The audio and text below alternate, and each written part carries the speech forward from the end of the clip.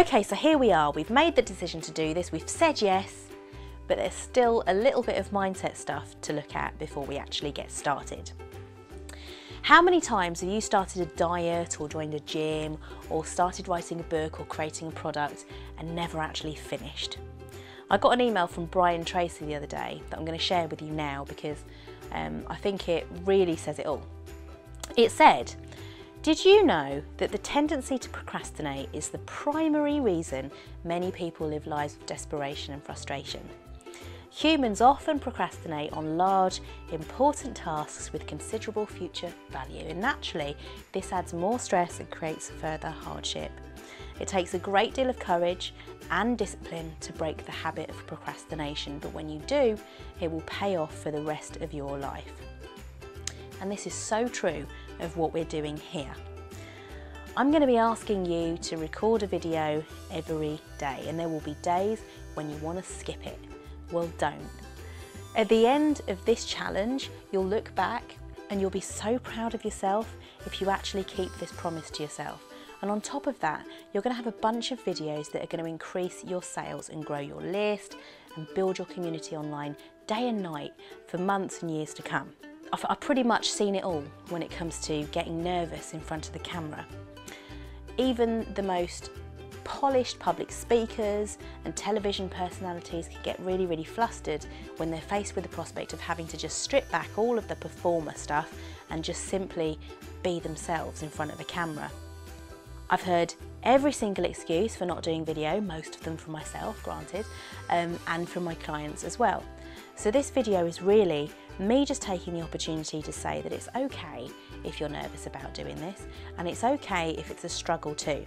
Actually, you should probably expect it to be a bit of a struggle because everything's going to come up during this process. All of your deepest, darkest stuff that you usually keep hidden somewhere safe, it's probably about to surface and say, "Hey, here I am." But I really believe that we're never given anything that we can't handle.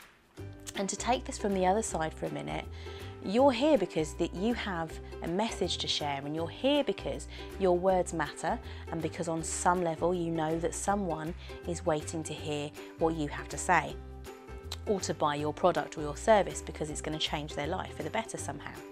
So this isn't actually about you at all, and if you can keep that in mind as you go through this process, you'll be all right.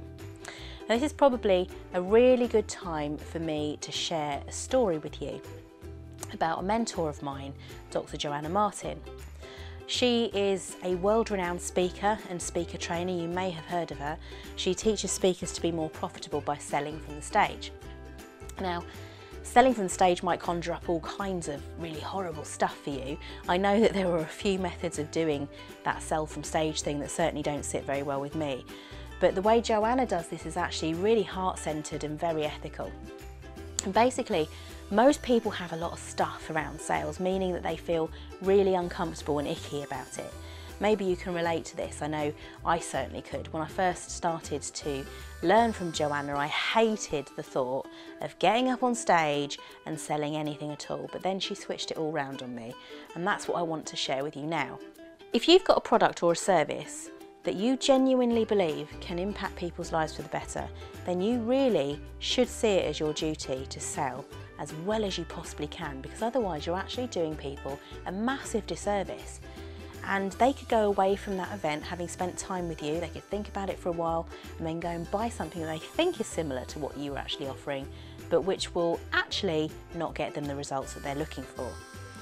You know, they could buy from somebody who doesn't care nearly as much about the results that they get as you do, but if you'd just been a little bit more compelling, they would have bought from you and they would have made the changes that they wanted to make in their life.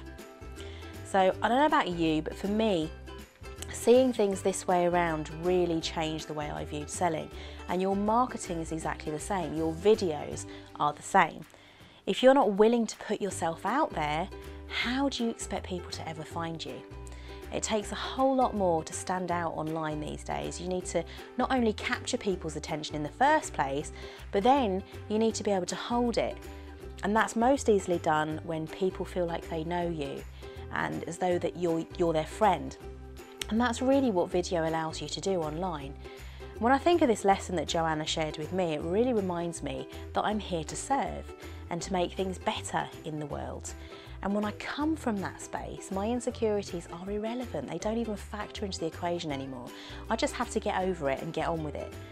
You know, I know it's not easy, but that's because it's not always easy to just be yourself. It's not easy to form a new habit. It's not easy to overcome your programming and your insecurities and your limiting beliefs. But it is doable, and you absolutely must do it, because like I said, you're here to help other people change their lives for the better. And quite frankly, you're going to have to get down to business. In all seriousness though, if you are feeling a little bit queasy at the thought of what you've signed up for here, fear not. There definitely is a cure for camera shyness, procrastination, and all of that stuff that stops you jumping headfirst into video. Granted, it takes a bit of effort, but if you want to unleash your Superfly video star, you can do it. Even if you're seriously camera shy and you procrastinate so much that people buy you a copy of Eat That Frog every single Christmas and birthday. What I'd like to do now is to get you to list everything that worries you about being on camera and everything that you think might possibly crop up to sabotage your efforts during this challenge. So I've created a download to accompany this video, so depending on where you're watching it, you'll find that somewhere nearby. And to give you an example, when I was thinking about putting this challenge together, my own biggest concern about doing it was that you wouldn't actually post any of your videos and you wouldn't engage with me and allow me to actually help you with this. And then I'd look like a Billy No Mates and feel really silly. So that was my big scary thought, just to give you an example. And once you've written down all of yours, I want you to think about the worst case scenario and what it would be like if your worst fear actually happened in real life. Really take yourself into that scenario and just let it sit for a while. And to use myself as an example again, if nobody actually participated in this with me, I would probably spend a bit of time feeling really unvalued and sorry for myself and sad, and I'd be all deflated and feel unpopular. And that speaks to my inner child who just wants to be liked and to make a difference and to matter. But I would get over it. So if that's my worst case scenario and I could live with it should it happen, it's worth taking a risk for. And that's what you need to think about now. Does that make sense? The reality of the situation here anyway for this challenge is that every video that you record during the challenge can be uploaded onto YouTube in a way that no one will see unless you want them to. So there really isn't anything for you to worry about here at all. But it might still feel really uncomfortable for you to share your videos, even in our small Facebook group. But you need to know that it's safe here. We've all made that commitment to one another, that we'll support each other through all the tricky bits that crop up, and that we'll celebrate all of the good stuff. We've made that commitment to each other. It's okay.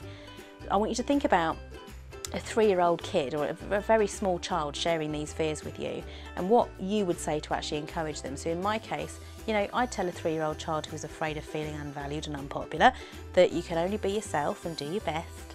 And if you do that, it can't go wrong. And you'll regret it if you don't try and make a difference. You never know what could have been if you didn't try, etc., etc., all that stuff. So remember, no matter how scary a task like this might feel right now, we're all grown-ups and we're all here to support each other. So can we just agree to acknowledge these fears and make the commitment to just do whatever it takes to finish strong anyway? Can you be okay with feeling a bit nervous on camera or being worried about what people are going to think or what they might say, but still take action and film a video every day? Look, even if the first few are rubbish, and let me tell you now, they probably will be. My first videos were absolutely shocking. It's okay. You will get better, and the whole point is that you need to just start in order to get better at this. So can we just agree on that? Cool. What I'd like you to do now is print up the download, fill it in, and if you're brave enough to do so, please could you share your deepest, darkest fears about getting in front of the camera inside of the group so that we can all support you through it. Do that now, and I'll see you in the next video.